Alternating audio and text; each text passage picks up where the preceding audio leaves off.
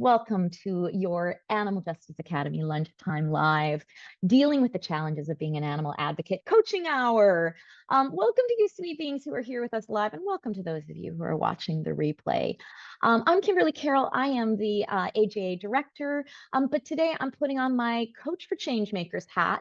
I've worked as a coach for 15 years now. I've worked with a lot of animal advocates, including executive directors, grassroots activists, undercover investigators. And I know from my own experience that, and my experience working with so many activists, how hard this work is.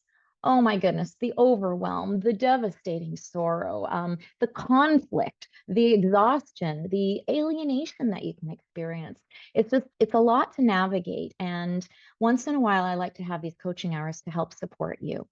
So what I want to do is just explain a little bit. Actually, before we even get into, I've got some questions waiting and I'm going to ask people to put up their hands. But before we do that, I really want to be able to get us in the right place to really take in this sense of support and community today. So I'm just going to get everybody to either close your eyes or just cast your gaze down for a second. And I'm just going to get us all to take in a really nice, slow, wide breath in. I want you to take a couple of breaths in like you've got all the time in the world. Like you're just gently sort of pumping the brakes of your life. And, a lot of us in the middle of our day are really caught up in our minds, our busy minds. So I just want you to do some rolling out of the shoulders, just some really big but slow shoulder rolls backwards. And I want you to really see if you can enjoy this. I mean, even if there's cricks and cracks, that's good. That's your body saying, God, I need more of this. But really enjoying this sense of sort of dropping out of your head and coming into the body and just really nurturing the body just in this really small way. Good. And then letting the shoulders relax down and just letting everything go slack. I want you to just for a moment notice the sounds in the space around you.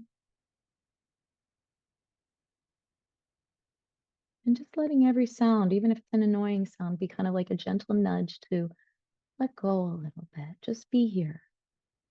Let the rest of the world fall away for a minute.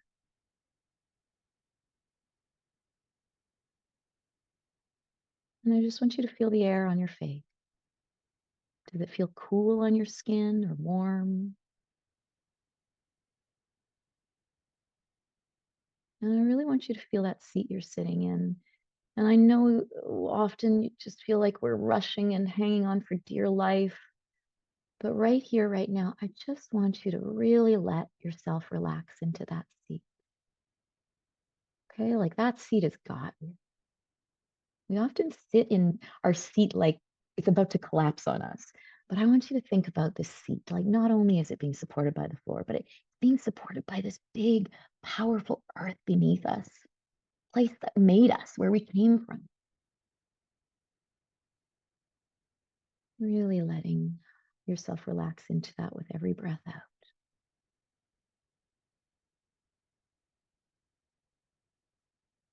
And I just want you to think about sort of what it is that you'd like to most get out of the next 45 minutes. What is it that you're sort of most needing? And just breathing into that aspiration, paying attention to it.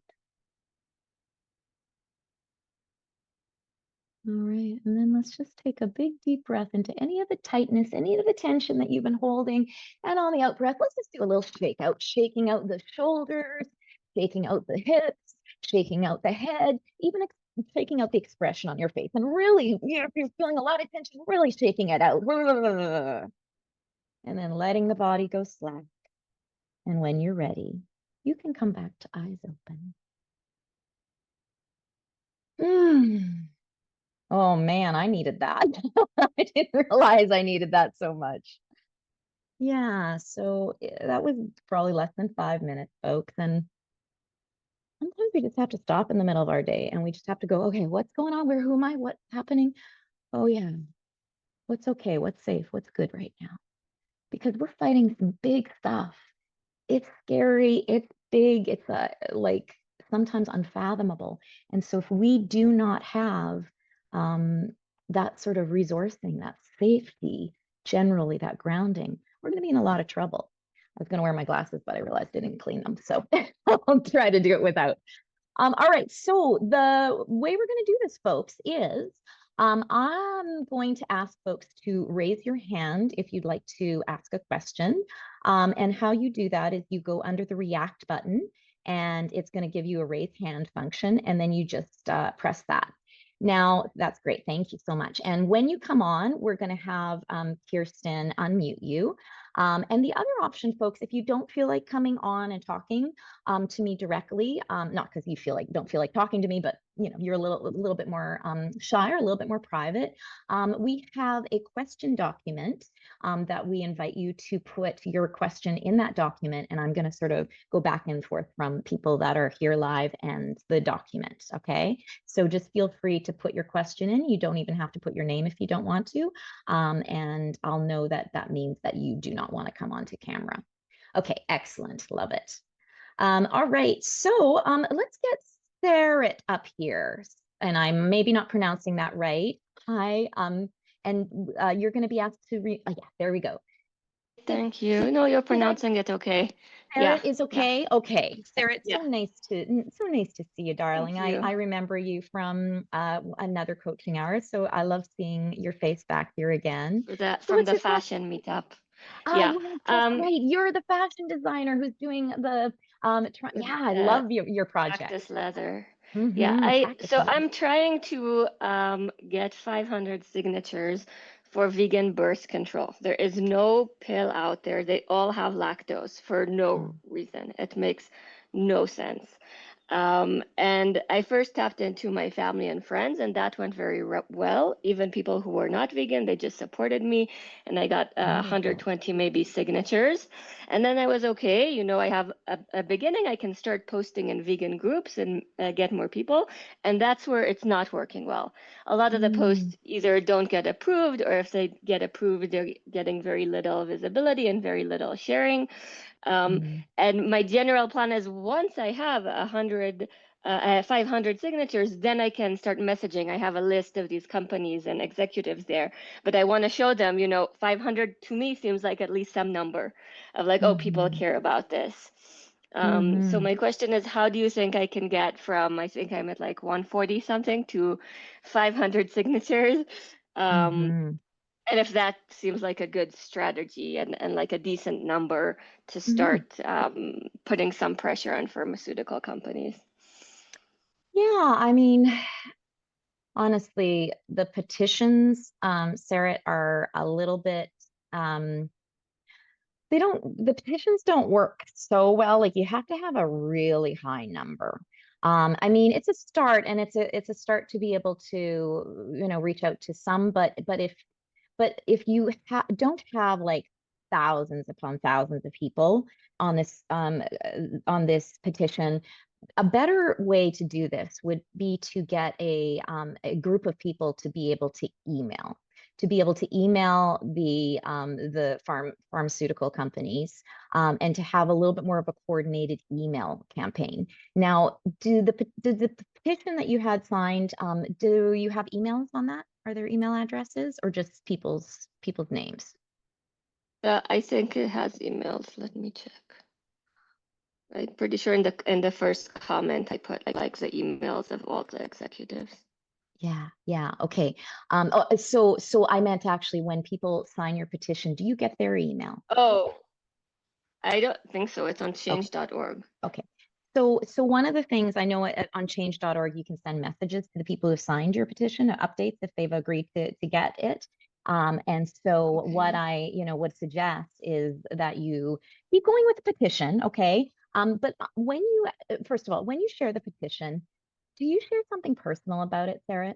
Like, yes. do you? Yeah, I say why I need to take birth control for I have endometriosis. So I need to either be in pain or take pills with lactose. Right, right. Yes. And so maybe And also, I share statistics also about the amount of women that are using birth control for health reasons and things like that. yeah. And the amount of Well, people who are lactose intolerant, like why are you putting lactose in a pill? yeah, absolutely.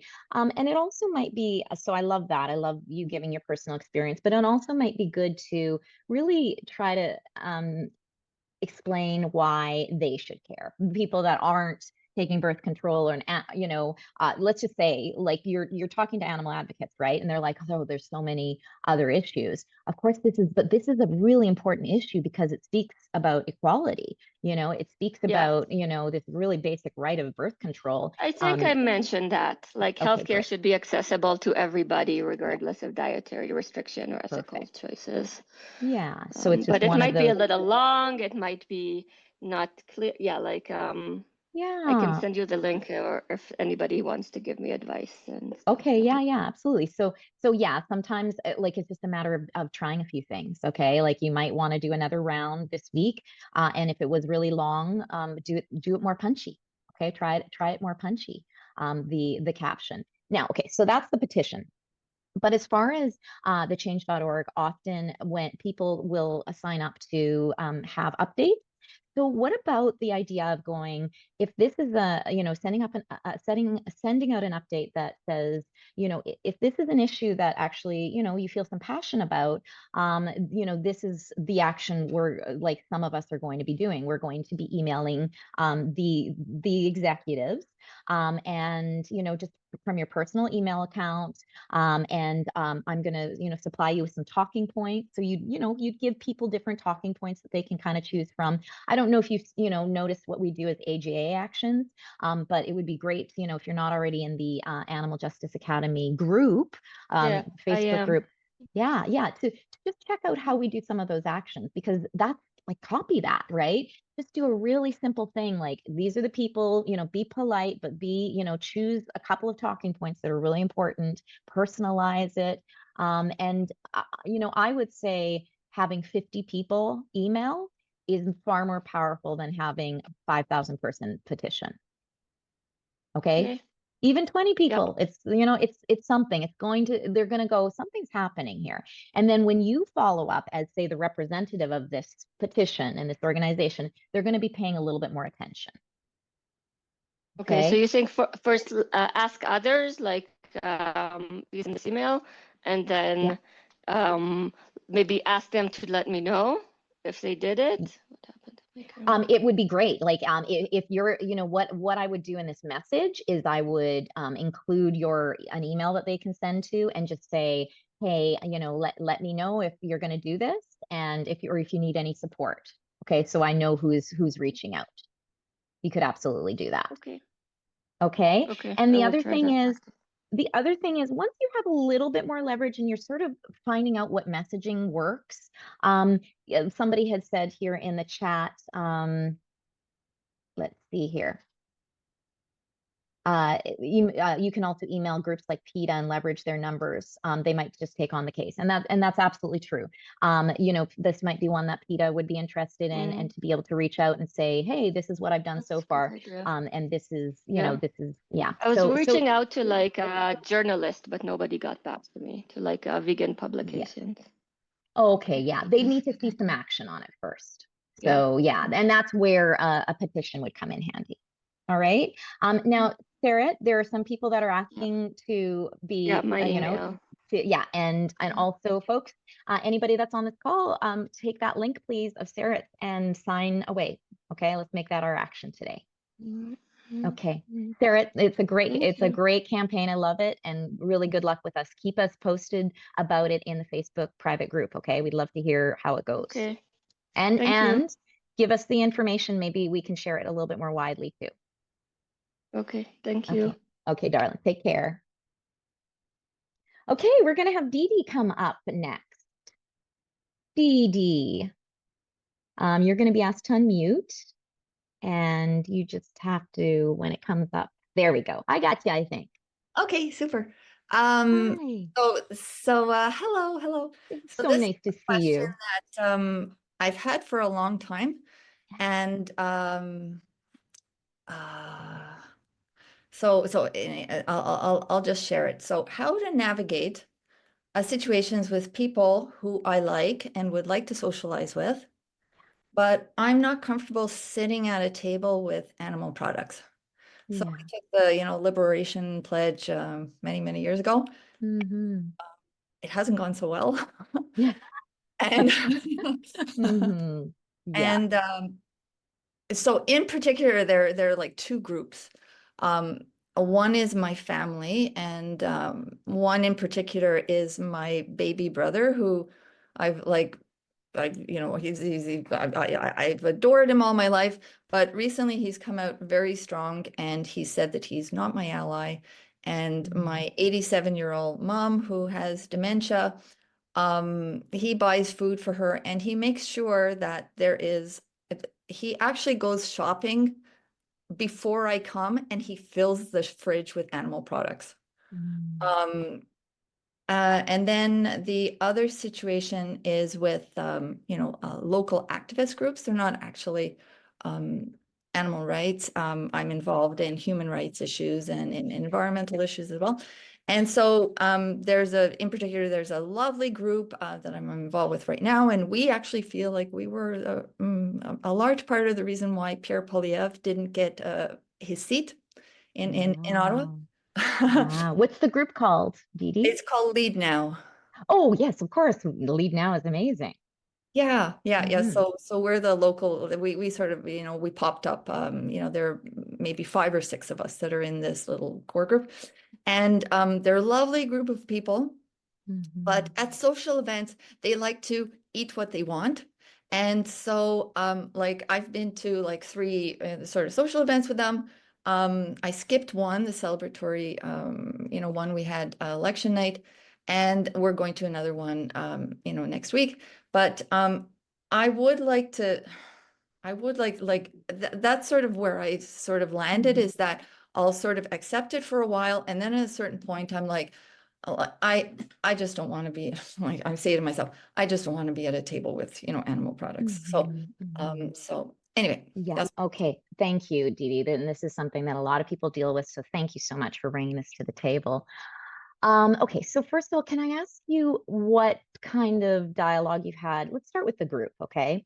What kind of dialogue have you had with them around like you're not feeling ease around them eating animals? Have you had any? Oh, sorry, you got muted again. Yeah, just Dee Dee, you can keep yourself off of mute for a minute until yeah, we're done. okay. Yeah, there we go. So, so I have told them, like, we were in a car together and like I shared that I'm vegan, and one particular woman, she said, "Oh, my daughter is vegan, and she's very judgmental." And I'm like, I don't want to engage with being judgmental anymore. Like Mhm. I just like I Mhm. don't want to talk about. I said, like I just prefer not to talk about it. I prefer just to do, like just Mhm. just to carry on. Yeah. And she's the person that hosted that, the celebratory thing at election day. And she's like very insistent on, basically, I want to eat what I want. Mhm. And uh and I think that that's fine, and I wrote to her, and I sort of bailed at the last minute, and I said, um I'm happy to meet at another time. I can meet with you before or after the meal. Mhm. We can have a snack together, or we could have, an event that doesn't involve food. And so I think that this event, like next week, is going to be, it's a vegan theme. But like, yeah, so I Mhm. think that it might be okay, but it's like there's like a negotiation that has to go on between, before each and every social event, and it's just like exhausting. Like Mm. I'm tired of it. Yeah, yeah, I totally understand, Dee Dee. Well, okay, so the first thing I want to talk about is the Liberation Pledge.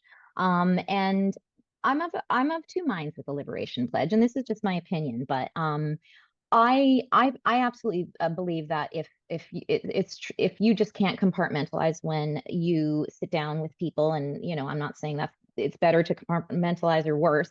But if you can't, as many folks can't, that it is, then the Liberation Pledge is probably really good for you. Okay, it's good for you because it honors your mental health. It honors the stress and the sorrow that, you know, sitting at a table with dead animals, you know, with nobody really paying attention to that is. So I get doing the Liberation Pledge for that. I also get the Liberation Pledge if you have the kind of power over a group or a family that by not sitting at the table and eating with them, it will turn all the meetings vegan. Okay. And that does happen. I've known it to happen to many people. Most of us don't have that necessarily have that power. Not just because of who we are, but who they are and how staunch they are. And so I'm always of the mind in a case like that, that it's much better for us to be at the table, for vegans to be at the table than not at the table. If you're able to compartmentalize and it's not going to like tear you apart. And I think as animal advocates, we have to learn how to compartmentalize or we would never, you know, get off the floor. Then I think it's really good to just be a cool vegan, just be there and, you know, be there and always, if you can, if, you know, especially if it's a potluck or, you know, bringing something good always helps. You know, if you don't cook yourself, you know, bringing something from a restaurant or a store that, you know, is really good. I mean, I think vegan food, folks, is good. Vegan food is one of our best weapons. And so being able to do that. And so I think I would love to see you show up. Now, the other thing that I want to say is you can either show up and just be you and just be somebody that they like hanging out with. And it's going to stick in their mind that you're vegan. Okay. It may be a slow burn. It's not going to happen overnight, but I've known people that I really tried to make them change and then I gave up. And then over the years, just knowing me and being with me and seeing what I do as a vegan, they've followed suit. Okay, it just took them a while. And so it's really about what your bandwidth is emotionally. And I understand if you're totally exhausted, you don't want to be going through this every time. You don't want to have to be like, should I say something now? Shouldn't I?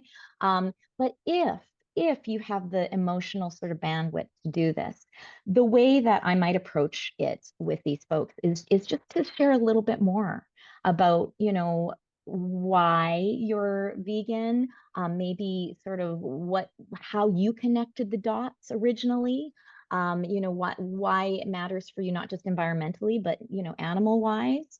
And just make it really personal and just speaking from the I, okay? It's when we start saying, you know, you facts and figures, you should, blah, blah, blah. But when you speak and you go, oh God, like I always tell the story, like I was such a huge meat eater. I was from the prairies. I never thought I'd give up meat, but I loved animals too. So I was always at war with this, you know? And I just talk about, you know, my favorite meal of all time was steak. Right. And I tell about the day that I hung out with the two calves and I just couldn't do it anymore. You know, so it's kind of making it personal and taking them through the journey that you went through. It may touch them, it may not, but it's going to plant some seeds. Does that make some sense? Yeah, I think so. I think actually that with this particular woman that she was reminding me of my mother. And I was like, you know, I've had a 45-year sort of, you know, like showdown with my mother. And Yeah. I'm tired. This is I understand. oh, Yeah. And you know what? For you to just recognize that and just go, what's happening in this poor woman that she's got such a wall up about this. She's scared. She's scared about something. What's she scared about? Just sort of asking yourself those questions. And it could be lots of things. You know, they're afraid that if they find out, they're going to have to, you know, change everything. She's, you know, doesn't like to be told what to do. You know, she was maybe abused at one point in her life. So she's like, hold firm. You know, it could be anything. So just being able to, the more you know somebody, the more you can kind of go into their head and their body and go, what's going on? Like it's fear that's driving this. It's fear, it's pain.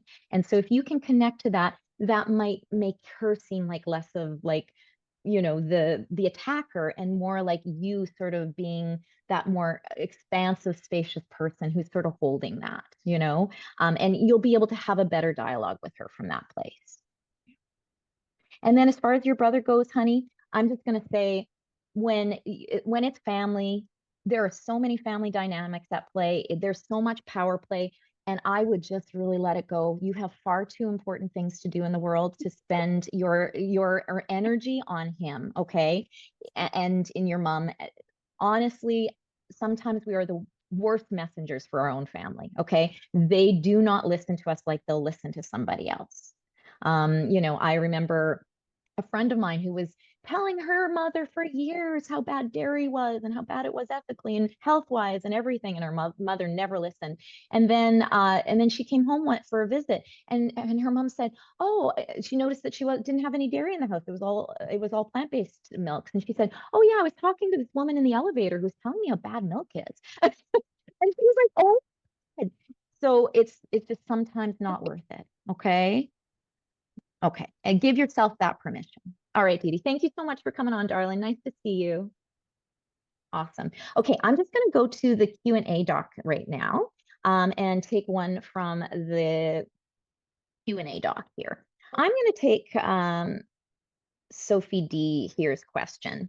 And she asked, because wasn't able to attend live, so she wanted to ask this ahead of time.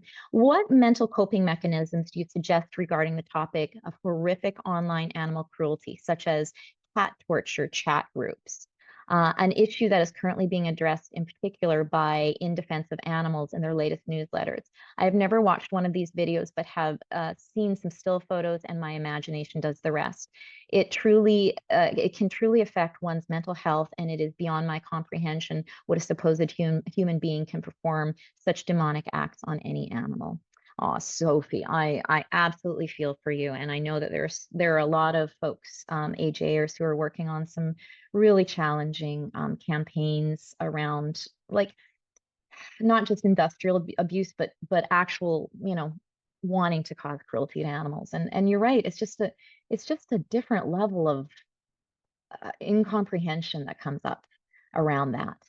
And so, yeah, I really want to address this, because this is a piece that I think comes up for a lot of people. First of all, I think it's important for us to really recognize that this footage is very triggering. It is the kind of material most people will never even comprehend in their life. And for us to be sort of exposing ourselves to a steady stream of it, I just don't know if we're capable, our bodies are capable of it. And, without getting ill in some way. And so, knowing that many of us work on campaigns where we do need to be educated, and we sometimes have to look at graphic footage, I'm going to talk about that in a second. Okay, I'm going to talk about what some of the guardrails we can have around that are. But first of all, I just want to say, if you are somebody who gets visually triggered easily, that it just debilitates you, and you're already an animal advocate and you're already a vegan, don't watch it. Okay. You don't need to watch it. You can read a description of it. And I mean, even the descriptions can be horrible. Like, as far as these animal torture ones go, I just can't. I won't. I mean, I could, I won't, because I already know, like, I'm working on farmed animal stuff. I know there's a lot of other people that are working on cats and dogs, and and everything. So I know where my focus is, and that it's not good. It would take a lot of processing for me to watch those. So I don't. It's really one of those places where I draw the line for myself. I've edited a lot of undercover investigations in my time, so I've watched very graphic stuff. And I know it's necessary sometimes, but if it's not necessary, don't do it. Okay. It's too hard on our system. Now, that said, and also I just want to acknowledge the PTSD that can come from watching videos. And, you don't just have to be there in person. You can absolutely have a form of PTSD by watching videos. So be very careful around that sort of thing. Now, here's my advice for those who need to watch them. Okay. Now, those that need to watch them, I'll sort of give you some examples. You are working on a campaign and you need to be able to speak knowledgeably about it, or you need to have an emotional reaction around it to be able to impart that to other people. It can also be that you're not feeling very motivated in animal advocacy right now. Maybe you sort of lost touch with it. You've forgotten the reasons that you got into it in the first place. Sometimes you need to remember what's happening. And in that case, maybe you do need to watch some stuff. But if you're already there and you're already committed and and it's just a matter of knowledge, then you can also just ask a friend to give you the debrief about it so that you don't actually have to watch it yourself, but you know what it's all about. Now, and if you absolutely have to watch it, you realize, that's part of, what your activism is, then this is what I need you to do. I need you to take whatever videos. I do not want you to ever watch something that comes up on the spot. I want you to take the link, set it aside, put it in a different document, a sidebar or whatever. And I want you to create a space before you watch it that feels safe. Okay. Find a place in your home that's quiet. If there's people that you trust around, or at least that you can call, just to remember that you're not alone in this and that you're resourced. Okay. Take some deep breaths, really ground yourself in whatever way you can ground yourself, whether it's, you need to do a little stretching first. You need to do some deep breaths like we did at the beginning of this. And then when you feel like you're grounded, that is the time you can watch. Then you watch, you let yourself have whatever emotional reaction. Don't hold anything in, don't talk it away, let it happen. And then afterwards, you need to do some work to process it, okay? You need to cry, or you need to, write out like what I call a mind dump, just stream of consciousness, writing about what's coming up for you. You may need to, like stomp it out. You may need to put on some really loud music and just like, get it out of your body. I actually have a workshop that I did here in AJA about how to deal with the pain, what to do with the pain. I think Kirsten can drop that into the comments, and that is really helpful to give you some more tools. Okay. And so, yeah, I think it's really important. And it is also important to recognize that the people who are doing this are people who are very, very damaged. Okay. This isn't the world. This is a very, a very, very, very small group of people who have gotten conditioned in a way we have no idea, but I'm going to guess they did not have a good life. Okay. They have not had a good life in whatever way. And this is coming from just an incredibly deeply wounded person. I'm not saying that you need to find a compassion for them or anything, but just to recognize there's no monsters in the world, darling. There's just really damaged people. Okay. And that sometimes helps to take a little bit of the punch away. All right, folks. I'm going to go back to the somebody here. We have Susan coming up next. Susan, and there should be a request to unmute. Yeah, I unmuted. Oh, excellent, Susan. Hi, darling. Nice to see you. Well, thank you. I've been doing activism since 1995, and I wanted to show you this because many years ago, starting in '95, I actually started a healing circle. Ooh, nice. And you can see what's on the top. I can't because I don't have my glasses on, but let me get in there. Okay. Who cares for those of us who care for others? Who hears our voices after we speak out for the voiceless? Yes. Susan, you're singing my song here, the Healing Circle for Animal Activists. Yeah, I can send it to you. There's another letter that goes with it. Mm-hmm. And so there's a little bit more about a supportive environment for people who want to join, and the reason I'm showing this to you is because we met for about 4 or 5 years. We met in a vegan restaurant in Manhattan, in New York, and sometimes we had 12 people, sometimes we had 20 people, and it was a really very safe and supportive environment to share the pain, that you are going through knowing what we know. Mhm. And my question is there any other group? I mean, I'm not doing it anymore. This goes back a long time. Is Mhm. there anybody who's listening who knows that there are support groups like this, Mhm. that they can call on somebody if they need to talk to someone because it's a lot of suffering that we have? Yeah. And is there any other group or any other organization that is offering this kind of support system? Because Yes, good I question. don't know. I don't know of it. Yeah. There's so many organizations that save animals and sanctuaries, but I don't know if anybody is offering that kind of support. Yes. Okay. So I'd love for folks to pitch in because there's little corners of support sort of networks all everywhere. So please add them to the comments. But I'll just tell you a few that I know of, Susan. So I know, well, we try to do some things here in AJA, and we do have our whole 6 week of our program is all about, your well-being as an activist, as an animal advocate. I also know that WTF, We the Free, they do some workshops around that. Who is this?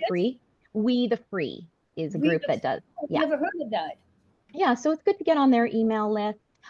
There is also a group there that does twice a year they do online retreats to teach meditation and mindfulness to animal advocates specifically. I go every time I go, and it's led by Tashi Nima, who is the best Buddhist monk you're ever going to meet, is vegan, animal rights advocate. He's in his 70s, has tats all up his sleeve. And Tashi is a good friend of mine. He's been on AJ a few times. And so Susan, there will be one of those happening at the end of May, actually. And I'm going to be sending out information about that in the Facebook. But what I'll get you to do is to email us. Okay, the next email you see from AJA, just reply and say I was the one asking about the meditation retreat, and we'll send the link to you directly. Okay. And this is your organization? No, this is run by an organization out of the States called Mobius, and it's just such a good and then they have monthly gatherings as well with Tashi. And Tashi also offers things every week that are really wonderful. So this is a really great place to start. And also, Susan, I do monthly sessions called the changemakers sessions. So it's not specifically for animal advocates, but it's for any social justice activists. And we do all this kind of work of being able to, find ways to process the sadness, the anger, how to resource yourself. Okay. And there's all sorts of. And you can Sorry. email that to me? Yes, absolutely. I will email. So why don't you just email us afterwards, okay? And I'll get all of that info to you.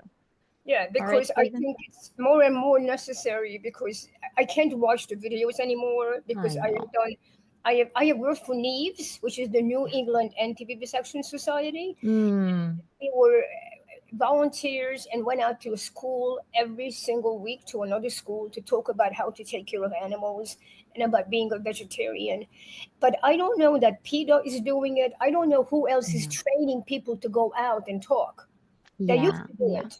Yeah. And I think it's, we are trying to do different trainings in AJ, but I think that's the humane education people, just look up some humane education people and that might be a really good group to get involved with. So, and there's lots of suggestions happening in the chat as well, Susan. So you check that out. And thank you. And thank you for doing that service, that healing circle. Bring it back someday. Okay.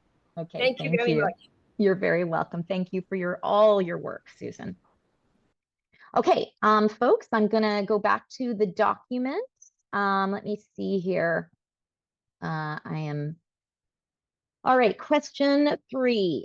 How does one deal with the depression and anxiety that comes from being aware of the horrid atrocities done to animals daily and being completely ignored or ridiculed by others? How does one navigate and rise above this state of helplessness, hopelessness, and feeling totally disempowered? Such a good question. So, all right. this is a big question, and it's a really important question. I believe that when we are animal advocates dealing with so many aspects, we're dealing with an issue that involves the most vulnerable beings in the world at such a mass number. Okay, just the most boggling numbers and the most boggling scale of torture, of of a lifestyle that these beings go through, and life and death. And so, yeah, in order to be able to handle that, and then also the pushback that we get from the rest of society who doesn't want the status quo shifted, because we're all, as humans, we don't like change. I'm sure there's not probably anybody in here that likes change. And we are the harbingers of change, folks. So no wonder we're so scary. No wonder people push back. No wonder people try to demean us, because we're actually pretty scary. And so just to recognize, that's where that's coming from. Okay. People don't like to have their cages rattled.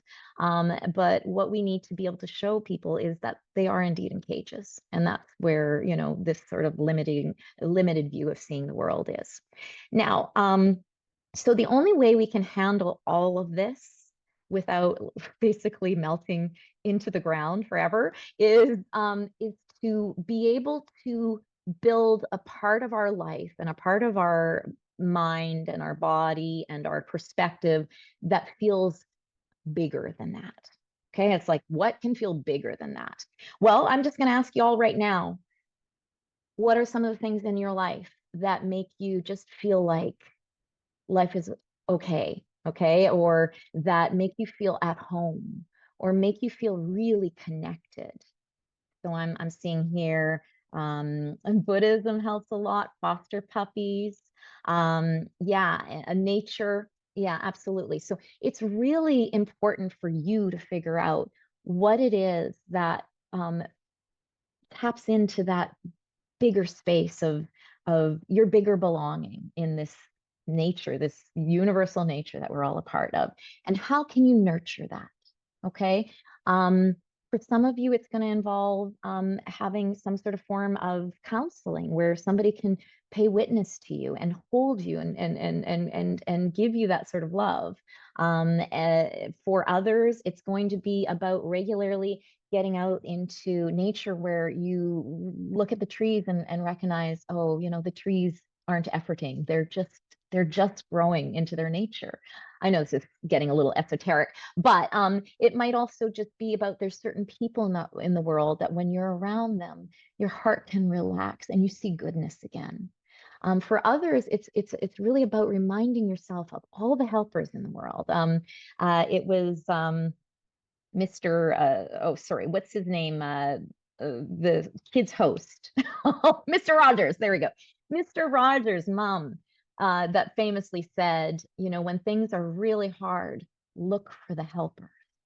Okay. So one thing that really helps me is looking at all your faces and knowing that there are people like you that are working so hard, and knowing that you're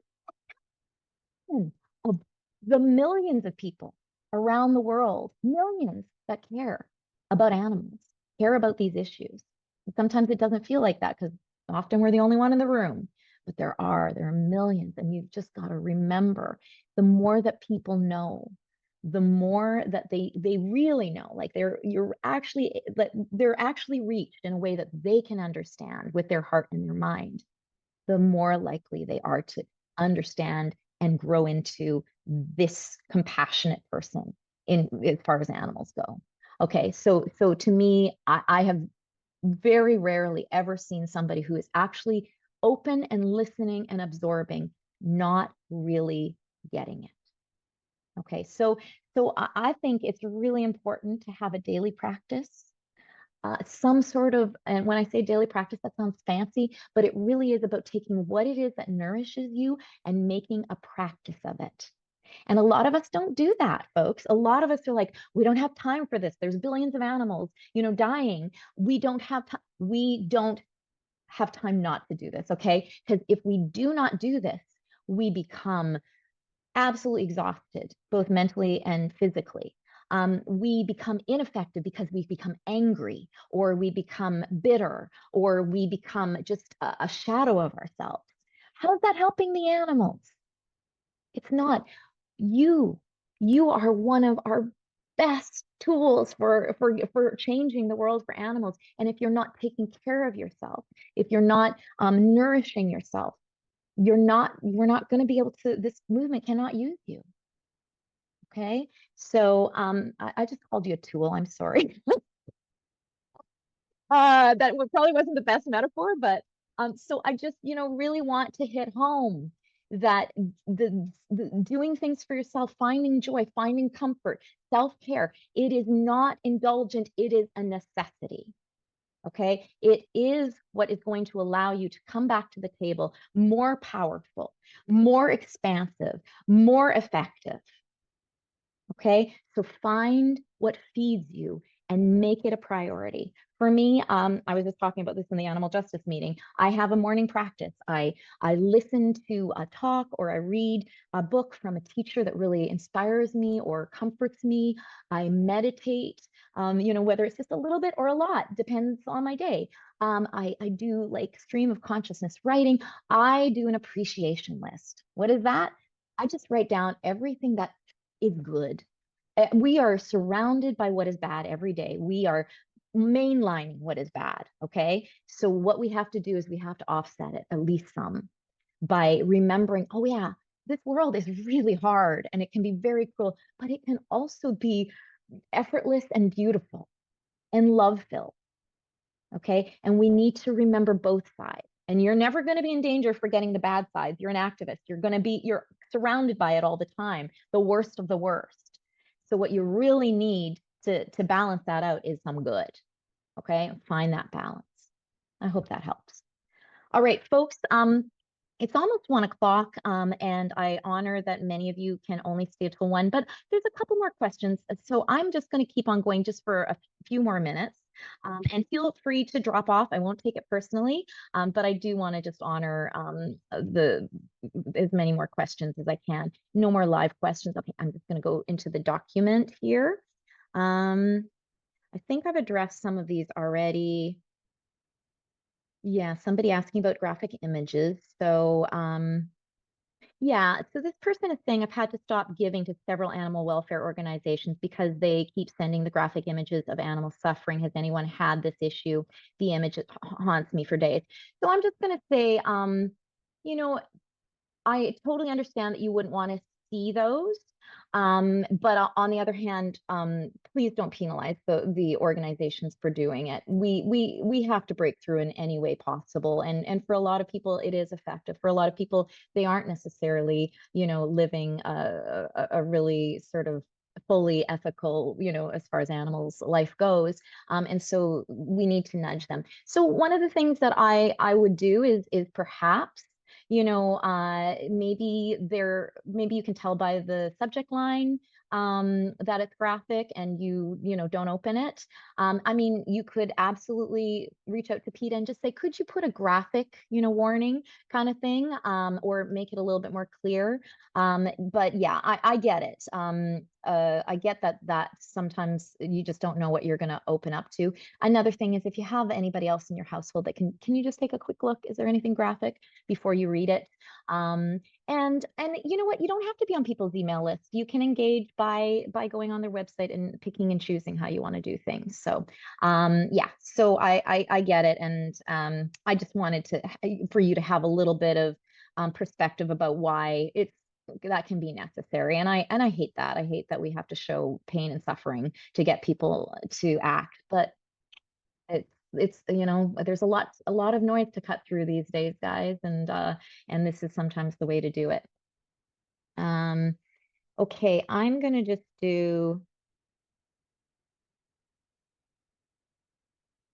okay, I'm gonna do there's quite a few questions here. And so there's one question here at the top that sort of embodies quite a few of these. This person asked, there's a lot of polarization in the animal advocacy community right now over political issues, from elections to Israel-Palestine to other social justice issues. I'm finding myself getting really angry at other animal rights activists who don't seem to be standing up for the most vulnerable in other areas besides animals, and I'm not sure how to get out of that anger. Okay, so yeah, this is a really great question. So first of all, I just want everybody to take a second and just go, we humans, we were dropped into this existence. We don't know from where.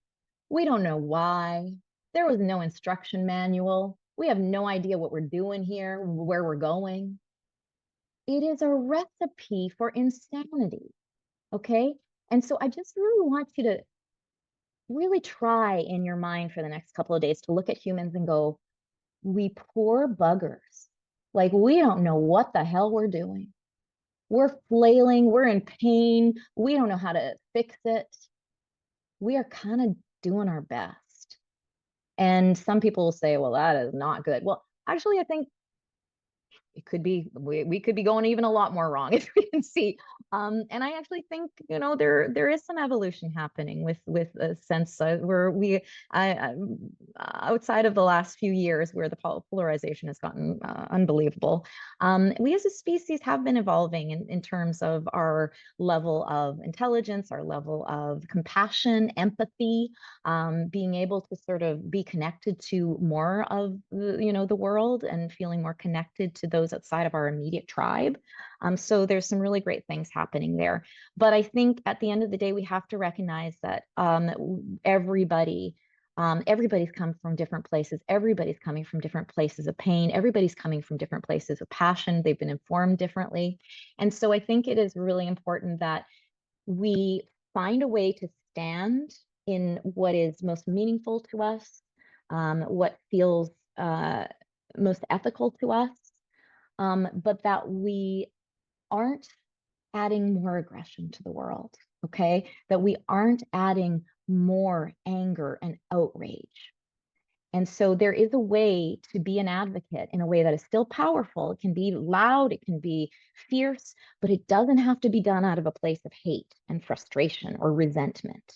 Okay. When we recognize that we are all these poor little buggers, and we just get that, okay, then we can just go, okay, I need to stop you from what you're doing, but I'm going to do it with some understanding and some compassion in my heart for you too. And so, and the reason I say this, and I get pushback around this, it's like, no, we have to be angry, and we have to be, yes, we have to be sometimes very forceful, but we don't need to be angry. And I want you to think about this. What is the world? What would be the kind of world where animals would be liberated? Would it be a ragey, sort of in pain, disconnected world? Do you think that's the world where animals would be liberated? I think the world where animals would be liberated would be a world where compassion is sort of the number one thing in our world.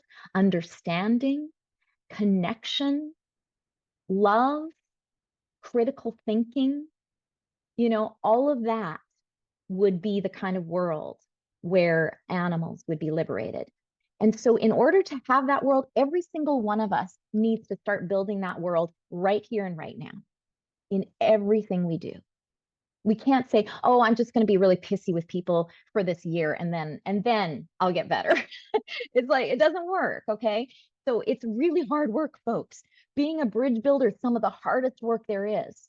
But I think that's our job as an animal advocate, is to build bridges. And so we need to start building those bridges in our own community in whatever way we can.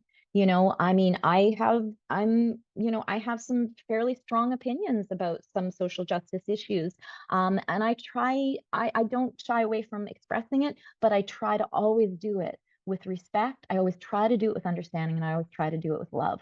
People are still not gonna love it all the time, but I need to know at least that I have in my integrity put out love as opposed to hate. Okay. So, I mean, I can't really address all of these things, all of these different issues, but I guess I just wanted to sort of, give you a few things to chew on in order to help you get out of, you said, get out of that anger. And to just be able to go, your anger is absolutely valid. Okay. Like, as they say, if you're not angry, you're not paying attention. Like, the anger is real, it's natural, it's expected. I'm just asking you to not act out of it. Okay, to find a way to honor that anger. And again, I have a workshop that I did about that I'll get Kirsten to put in about anger. I just did this a few weeks ago. Ways to honor that anger, ways to express it in a way that doesn't harm you or others. Okay, so that you can come and that the work that you're doing continues to be effective and powerful and draws people in as opposed to repel them. Does that make sense, folks? Okay. Okay, well, my dears, it was so lovely to spend this time with you, and I'm sorry I couldn't get to all those questions, but I can't keep my helpers on for too much longer. So I'm going to have to bid you adieu. And I know I told you a lot of time. I've told you before that, I mean, I've been doing regular workshops around well-being, but I will try to make this coaching hour a little bit more regular because I think it seems like there's a lot to be discussed. So I will try to make it quarterly. I think that's probably a good idea. Thank you so much for everybody being here. Kirsten, can you make sure we're back to the gallery view, and can you unmute everybody for a second? So please join us on the 22nd, folks, for the healthy, raising healthy vegan kids. And I just want to hear your voices. I'm sending you so much love, everybody. Thank you. Thank you for being here. Thank you so much. All right. Thank you so much. Love y'all. Have a good one, everyone. Thank you, Kimberly. Bye.